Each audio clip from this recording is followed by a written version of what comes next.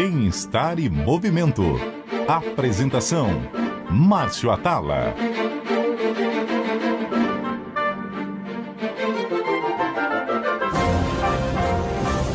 Olá, ouvintes da CBN. O Bem-Estar de hoje está no ar e a gente vai falar, claro, sobre estilo de vida. Eu costumo sempre brincar que a atividade física você negocia, a alimentação, o sono. Mas se tem uma coisa que é inegociável na nossa saúde, é o cigarro. Cigarro nunca. E para falar sobre isso, eu converso com a doutora Caroline Regada. Ela é médica, nefrologista, formada pela Faculdade de Medicina da Universidade de Santo Amaro e especialista quando o assunto é tabagismo. Doutora Caroline, muito obrigado por ter aceitado o convite. Obrigada, Márcio, pelo convite. Então, vamos falar um pouco do cigarro, né? Parece que é um consenso que ele faz mal, que ele é fator de risco para as principais doenças, câncer é uma delas. Ao que você atribui o grande sucesso que o Brasil teve na diminuição dos fumantes? Se a gente pega final da década de 80, começo da década de 90, pouco mais de 30% da população era fumante, e hoje a gente tem menos de 9%. Fala um pouquinho por que foi tão bem sucedida essa guerra contra o cigarro. Realmente as políticas de combate ao tabagismo no Brasil são políticas muito legais. Então, foram políticas que foram iniciadas lá para o final da década de 80, 1989, que já começaram com a redução da publicidade e depois cada vez medidas mais importantes. Então, uma coisa que deu certo no Brasil foi essa política de controle de tabagismo. Então, você vê 30% da população em 1989 fumando, tinha um pouco mais de 30%, a gente conseguir reduzir para 7%, o país foi o primeiro país do mundo, acima de 100 milhões de habitantes, em conseguir deixar 100% dos lugares privados 100% longe de fumo. Então, uma baita conquista, né? Você fala disso, me vem à cabeça um Roda Viva antigo, onde o apresentador era o Martina Suzuki e o entrevistado estava sendo o Paulo Maluf. E o Paulo Maluf veio com a lei de que era proibido fumar em locais públicos e tal. E eu lembro dos jornalistas, assim, com muita raiva do Maluf, né? Porque ele estava tomando uma medida dessa que anos depois a gente viu que ela acabou sendo uma medida muito positiva, né? Porque existe o fumante passivo, né? Sim. A gente acha que é só o fumante ativo que vai ter o problema, ele ainda tem o filtro que filtra algumas substâncias.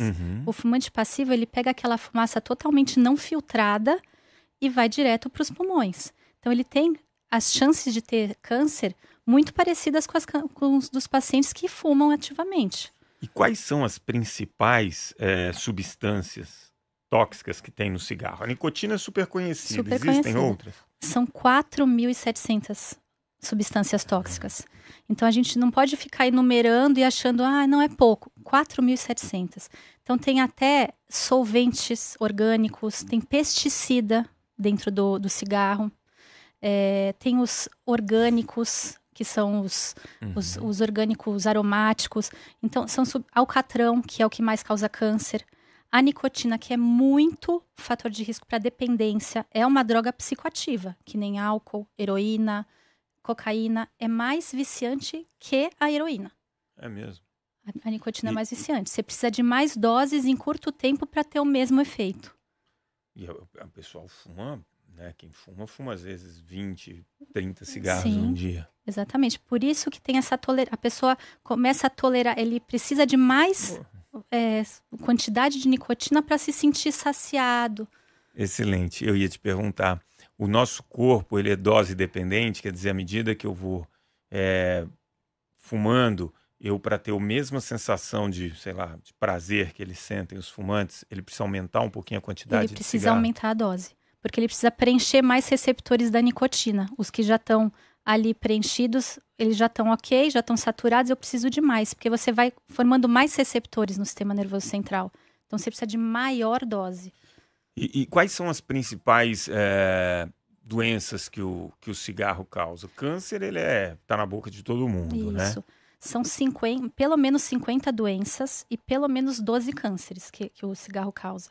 Então, o mais comum, que mais leva à morte, é a doença cardiovascular. Uhum. Então, que é AVC, infarto, né? O AVC é o derrame, infarto, angina. Então, é a maior causa de morte evitável no mundo. Se a gente conseguisse tirar, no Brasil, se a gente conseguisse fazer com que ninguém fumasse, a gente poupava 156 mil vidas por ano. São 8 milhões de pessoas morrendo no mundo por causa do cigarro. Aí você tem essa questão do cigarro, levando a uma série de doenças diretas, e a gente pode depois falar das indiretas e desse custo que é impagável, né? Uhum. Mas, durante um tempo, né, as pessoas falavam, o cigarro, vamos dizer assim, industrializado é o que faz mal. E o pessoal começava a fumar cigarro de palha, cigarro sem filtro. Faz tanto mal? Como que é essa relação? Qualquer cigarro, qualquer forma de tabagismo, ele causa problema. Então, alguns têm alguns problemas mais para câncer de boca, que são fatores de risco. Por exemplo, o cigarro de palha, você não enrola, não é enrolado no papel. No papel, você consegue sair um pouquinho do vapor para fora. O cigarro de palha, ele mantém tudo ali dentro do cigarro e vai tudo para o pulmão e passa, primeiramente, muita quantidade pela boca. Não tem filtro, tem? Não tem filtro. Então, aí, realmente, a chance de você ter câncer de boca e esôfago é muito maior. Mas em relação a câncer de pulmão, é mais ou menos igual. Narguile, por exemplo, mesma chance de ter câncer de pulmão que nem cigarro. A molecada tá no narguile forte. O pessoal agora, adora né? narguile, cigarro eletrônico, por quê? Porque qual que é o apelo que leva os jovens a falarem, não, é mais saudável. Eles acham que é uma alternativa saudável em relação ao cigarro. Só porque o cigarro é feio, fedido, fica cheiro na roupa, e porque a gente já sabe que causa câncer, isso seria mais problema. Mas não, eles acham que só porque tem uma aguinha ali, onde são depositadas, acaba sendo solubilizado e depois todos os produtos vão parar ali na água, eles acham que o fato de ter a água, isso já tiraria os produtos tóxicos. O cigarro eletrônico igual, Isso, a mesma dependência e faz mal da mesma forma que um cigarro tradicional. Os estudos a longo prazo ainda não existem, porque é relativamente novo. Mas os estudos em animais mostram que o cigarro eletrônico causa, sim, câncer de bexiga, isso a gente já sabe, e câncer de pulmão. Fora a alteração comportamental que pode causar. Por quê? Qual que é a nossa preocupação com a população jovem, com essa molecadinha que está aí? A gente acha que, pelo menos, os estudos mostram 2 vezes mais chance de causar dependência à nicotina. Porque ela demora muito menos tempo para chegar no pulmão e no sistema nervoso central. Então, o que acontece? A alteração comportamental, porque é uma droga psicoativa, é muito mais rápido. Então, fica mais agitada, a pessoa fica mais agitada, mais eufórica. Então, a chance de viciar é maior, né? Agora, em relação a câncer, a gente acha que câncer, doenças cardiovasculares, daqui a 20 anos, muito provavelmente, a gente vai ter resultado de estudos que vão mostrar que cigarro eletrônico é igual ou pior que o cigarro tradicional. Imagino que ainda não tenham dados populacionais, mas a gente está falando de 7% da população brasileira é fumante. De cigarro eletrônico, que é 2%, 3%, 1%? Eu não sei exatamente quantos por cento a gente tem, mas uma coisa que me preocupa, a gente tem caído, você vê, a gente tem caído a quantidade de brasileiros que fumam, mas na população jovem mantém 5% de tabagismo. Ou seja, está estabilizado. Ou seja, o alvo da indústria de tabaco são esses jovens. Aí é interessante, aí vale uma reflexão aqui. Quando eu era moleque, a gente assistia, por exemplo, novela, filme, e os caras fumavam, era meio que status, charme, enfim, uma série de coisas. Quando você é moleque, adolescente ali, eu lembro na escola, você vê como eu tô velho, né? A molecada ia tentar fumar. Então, o amigo meu que fumava, ele era tido como um cara, pô, aquele cara é descolado, aquele cara é demais. Eu que só jogava bola, Era o diferente, né? Pô, aquele cara é meio esquisito, ele só pratica esporte. E aí é engraçado, né? Porque você tinha ali naquele momento uma mídia que glamourizava o cigarro.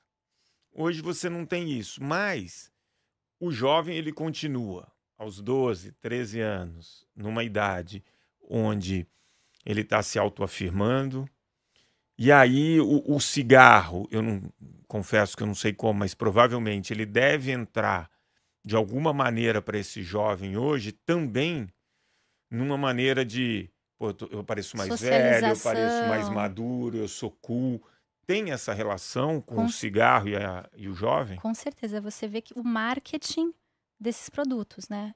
É colorido, brilha, parece um pendrive, tá em todas as baladas, em todos os shows, não cheira, tem até um gostinho diferente. Então você vê que o saborizante, o aromatizante, todas as coisas que tem no cigarro eletrônico, até naftalina tem lá dentro, isso tudo causa câncer.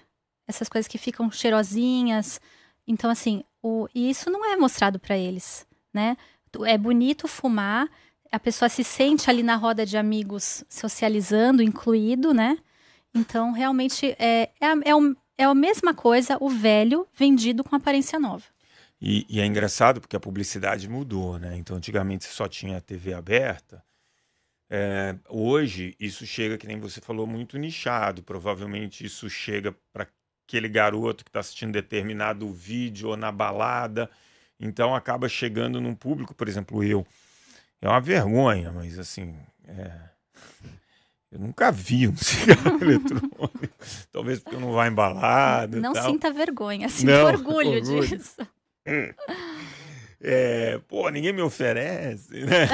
Mas, e aí o que preocupa quando a gente fala muito em saúde pública é exatamente o que isso vai causar daqui a alguns anos. Você sabe qual que é a minha maior preocupação? Primeiro, a ignorância. Outro dia eu fui numa formatura de medicina. Não vou falar universidade. Quase todos os formandos de medicina fumando cigarro eletrônico. Sério? Ou seja, ignorância dentro do meio médico. Se o médico não sabe o que o cigarro eletrônico causa, como é que ele pode orientar o paciente? Então aí já temos um problema de saúde pública. Isso deveria estar sendo ensinado na escola de medicina. Outra coisa, adolescente em que o sistema nervoso central está se formando. O cérebro não está totalmente formado. A nossa adolescência hoje em dia vai até os 20 anos. Sim. Num cérebro se formando, a gente vai alterar a sinapse, alterar comportamento, alterar a emoção, ou seja, depressão, ansiedade, aumenta a ansiedade. Paciente, a gente tem muito caso de hiperatividade agora, diagnosticada, Sim, né, transtorno de hiperatividade. Então, isso piora essas doenças psiquiátricas. Então, vai ser um adolescente que vai virar um adulto mais dependente. Às vezes, isso é porta de entrada para outras drogas, né? Porque vicia mais. O paciente que quer... na verdade, o ser humano é assim, né? Ele quer uma diminuição da tensão logo, tá estressado, quer alguma coisa para aliviar. Então, eu acho que a gente está formando jovens que a gente vai ter daqui a pouco, como a gente falou, daqui a 10, 20 anos a gente vai ter maior custo de saúde pública relacionado a câncer, a infarto e doença psiquiátrica relacionada ao tabaco, barra cigarro eletrônico. Eu quero me pegar muito na saúde emocional, né? Você tocou em pontos como depressão, ansiedade, transtorno de hiperatividade. Hoje, a molecada, os adolescentes, eles vêm batendo recordes, né? Não só disso, mas até de suicídio. E aí você usa alguma coisa que está potencializando essas doenças da mente. A proibição ela já existe, né? A proibição ela já existe, mas o consumo permanece ali meio que igual, em torno dos 5%. Como é que a gente pode tentar sensibilizar o jovem? Porque para o jovem, falar em doenças graves como câncer... longe deles, né? É muito longe. Você vai viver 5, 6 anos menos em média. Ele vai falar, beleza, tá. Ele não dá atenção. Como sensibiliza, né? Como que a gente faz essa sensibilização? Olha, primeira coisa, como o jovem é muito imediatista e dá para entender, existem casos graves de doença pulmonar aguda, ou seja, o paciente fumou uma vez e vai direto para o hospital e morre relacionado ao uso do cigarro eletrônico. Então, é diferente de você fumar uma vez um cigarro, um tabaco normal e passar mal e ir para o hospital. Isso não existe, né? Então, a gente sabe que as perdas são a longo prazo. Então, nos Estados Unidos, teve um estudo que mostrou 19 crianças, né, abaixo de 19 anos, que morreram depois de usar a primeira vez o cigarro eletrônico. É mesmo. Ou seja, todos esses solventes que eles chamam de e-liquid. Então, você vê que até o nome é bonito, né? Acha que é eletrônico, é super tecnológico. Isso causa uma reação inflamatória aguda tão importante no pulmão e a pessoa morre de insuficiência respiratória. Sério? Então, esse é um risco. E outra coisa, informação. Eu acho que tinha que ter nas escolas, na faculdade, todo mundo tinha que estar sabendo. Aumentar a propaganda na televisão, na internet, que é o que o pessoal mais acessa. É o que eles consomem, né? Você sabe, você falou de informação, lembro muito de uma exposição quando eu era adolescente e tal. Acho que eu já estava até no começo da faculdade, veio uma exposição aqui e todo mundo ia assistir do corpo humano. E aí tinha o pulmão do fumante e do não fumante ali na sua cara. Preto, né? Aquilo impressiona muito, né? Você ter esse tipo de choque quando você é garoto, eu acho que pode... Você vê que... Mas olha que interessante, aquelas figuras que aparecem atrás da caixa de cigarro, que aparece o feto, que aparece... Aquilo é chocante. Aquilo é chocante, mas você sabe que a pessoa que tá viciada, porque é um vício, não é falta de caráter, falta de vontade, né? A pessoa tá viciada. Ela olha aquilo e pra ela aquilo não faz mais sentido, sabe? Ela, tudo bem. Porque a nicotina, ela modifica tanto o comportamento e como funciona o cérebro, que para ela é mais importante obter, né? Então, é um vício. Aí a gente chega numa população que já está mais velha, que fumou a vida inteira, fumou 35, 40 anos. Esse cara ainda fuma. Esse cara ainda não tem nada. E aí eu já ouvi de alguns médicos, né? Quando você está nessa situação... Pede pro cara parar, não. Só para ele diminuir. Faz sentido ou não importa o momento da vida que você pare, você vai colher benefícios? Todo dia é hora de fumar, é hora de parar de fumar. Então, sempre há benefício. Então, os estudos mostram que parar de fumar até os 30 anos é a melhor coisa, porque você zera o risco durante a sua vida de ter câncer ou doença cardiovascular. A partir dos 45 anos, até os 45 anos, isso cai em torno de 80%. Então, de 100% vai para 80%. Poxa, bastante. 80%. Mas eu tenho 50 anos. 60% de chance de diminuição. Mais da metade, tô nessa. Então, assim... Poxa, 60%, você diminui a sua chance de 60%. Pô, se meu time tivesse 60% de chance de ganhar, eu preferia do que 40%. A gente tem, todos os dias a gente pode pensar, porque os benefícios, eles acontecem já em minutos. Aumento da oxigenação cerebral, melhora paladar, melhora a parte cardiovascular. Em 10 anos, você já diminui em metade a chance de ter câncer de pulmão ao longo da vida. Em 10 anos. Em 10 anos, você diminui pela metade. Em 10 anos, você diminui praticamente 100% a chance de ter um infarto. Ou seja, você vê que você demorou 10 anos para colher os 100%, para virar um paciente como se não tivesse fumado a vida inteira.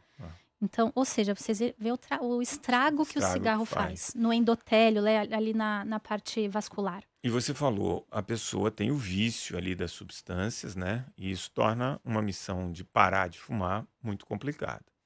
Hoje você tem remédios, você tem gomas de nicotina, que eu quero falar daqui a pouco.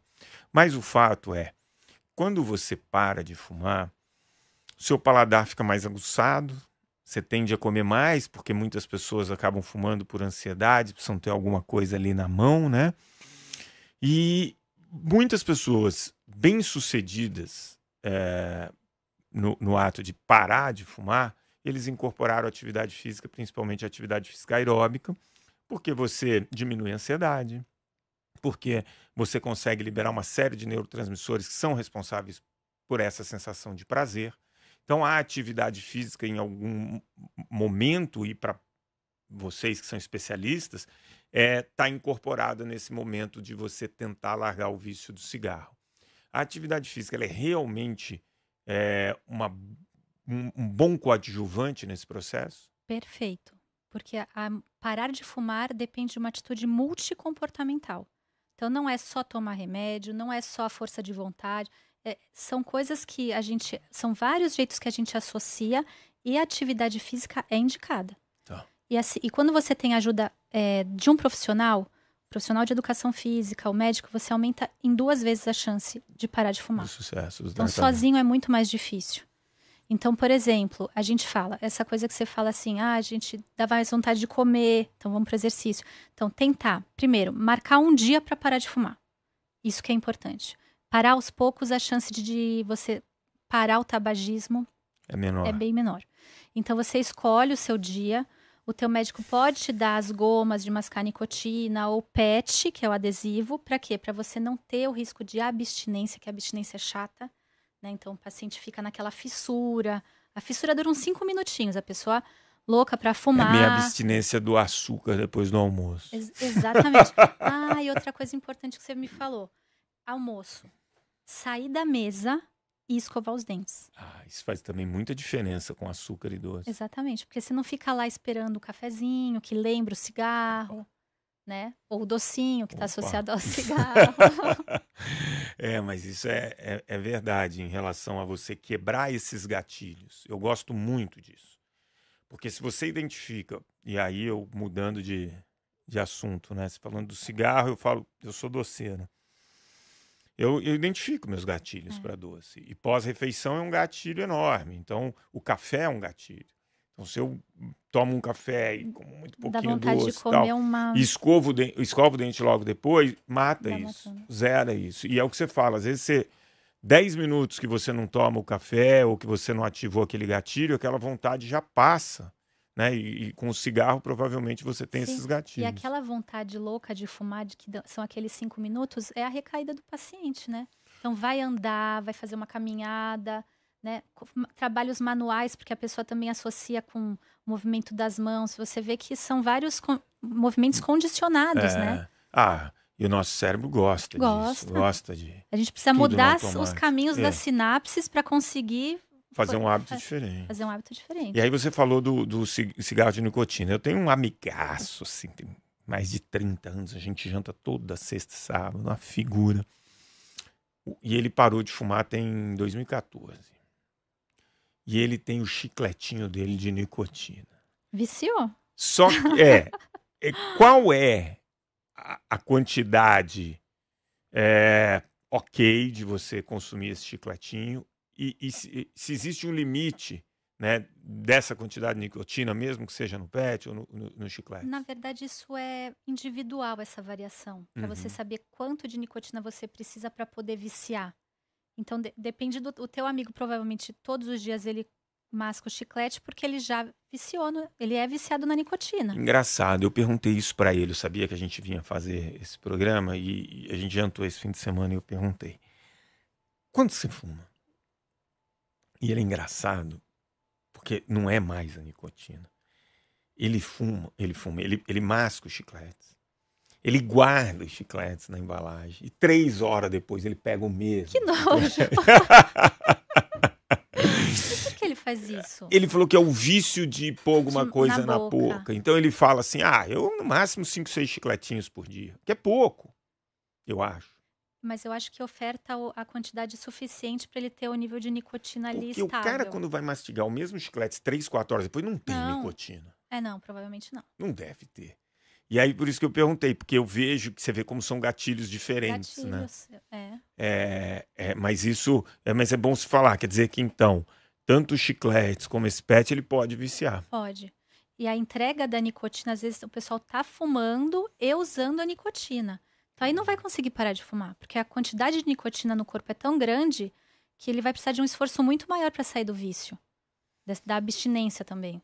Agora, você me falou disso, eu trabalhei uma época, enfim, e aí tinha uma nutricionista que ela falava assim, não, quer parar de fumar? Como você tem o hábito de pegar o cigarro, você coloca um palitinho de cenoura, um palitinho de pepino. Eu nunca vi essa tática dar certo. Eu nunca vi.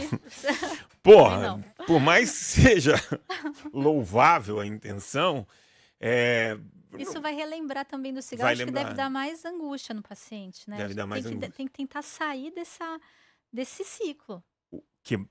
Eu sempre bato nisso, né? Tanto para uma pessoa que é sedentária, ou enfim, tem um padrão ali de alimentação que quer mudar, e do cigarro. Aí vai uma dica minha.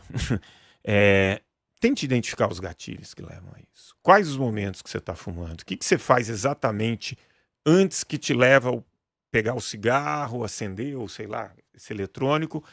É a balada? Pô, então não vou na balada, vou diminuir. Em que momento você quebra esse gatilho? Porque isso é certeza de um prejuízo para a saúde. Sim, e você vê que isso entra no autoconhecimento, né? Total. Então a pessoa tem que entender primeiro por que eu fumo, né? O que eu estou tentando suprimir que está faltando na minha vida, né? Então acho que também entra nisso. Se a pessoa se autoconhece, ela sabe os gatilhos, que é analisar a própria vida, né? Mas o conhecimento, porque as pessoas acham que o câncer é para o outro, nunca é para você. Né? O infarto vai acontecer com um colega do escritório. Você nunca vai infartar por causa do cigarro. Claro. Inclusive, você pode infartar por causa do cigarro do amigo. Colega, né? Eu menti aqui nesse programa, falei que nunca tinha fumado. Fumou já? Quando eu era menino, eu tinha um cigarro de chocolate. Ai, meu Deus do céu, época boa de moleque. Agora, caminhando para o final do programa, a gente tem um quadro aqui que eu costumo pegar os convidados de surpresa. Vamos ver se eu vou te deixar de calça curta aqui. 3 dicas para levar para casa.